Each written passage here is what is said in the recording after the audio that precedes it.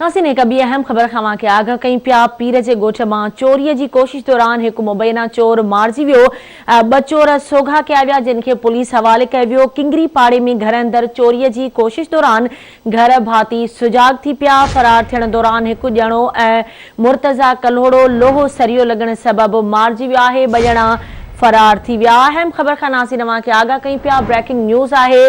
पीर जो ॻोठ मां जिते चोरीअ जी कोशिश दौरान एक मुबैना चोर मारिजी वियो आहे। ॿ ॼणा सोघा कया विया जिन खे पुलिस हवाले कयो वियो आहे। इन हवाले सां तफ़सील मालूम कंदासीं। पीर जो ॻोठ मां आवाज़ न्यूज़ रिपोर्टर अली गुल जूणे जो असां सां लाइन ते मौजूद आहे। अली गुल, इन हवाले सां कहिड़ा तफ़सील आहिनि, आगाह कजो।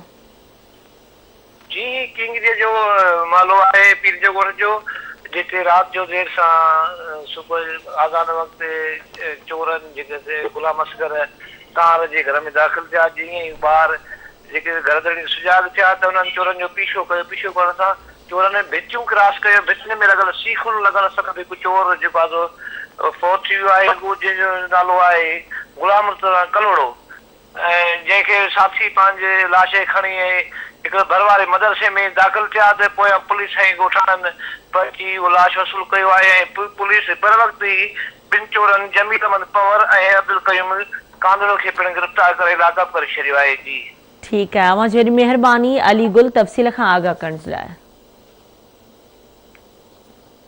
नासिन के अहम ख़बर ॾियूं पिया। पीर जे ॻोठ मां जिते चोरीअ जी कोशिश दौरान एक मुबैना चोर मारिजी वियो। ॿ ॼणा सोघा कया विया जिन खे पुलिस हवाले कयो वियो। किंगरी पाड़े में घर अंदर चोरीअ जी कोशिश दौरान घर भाती सुजाग थी पिया, जंहिंमें एक चोर मारिजी वियो आहे। ॿिनि ॼणनि खे सोघो करे पुलिस हवाले कयो वियो आहे। अवां खे ॿुधायूं त फरार थियण दौरान एक ॼणो मुर्तज़ा कल्होड़ो लोहो सरियो लॻण सबबि मारिजी वियो ऐं ॿ चोर गिरफ़्तार कया विया आहिनि।